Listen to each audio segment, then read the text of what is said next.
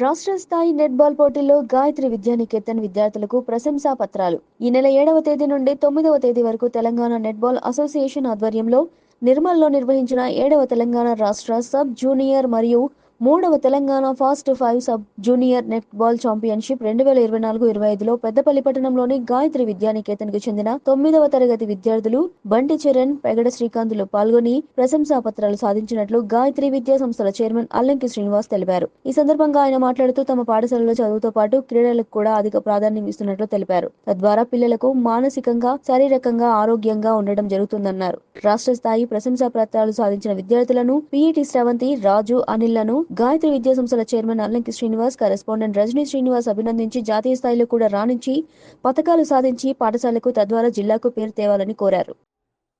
ఈ నెల 8, 9 మరి 10వ తారీఖులో నిర్మల్లో జరిగినటువంటి state level 7th Telangana state sub junior netball ఛాంపియన్షిప్లో గాయత్రి విద్యానికేతన్కు చెందినటువంటి బి చరణ్, అదేవిధంగా పి శ్రీశాంత్ ఇద్దరు కూడా చక్కటి ప్రతిభ కనపరిచి రాష్ట్ర స్థాయిలో ప్రశంసా పత్రాలు పొందడం జరిగింది.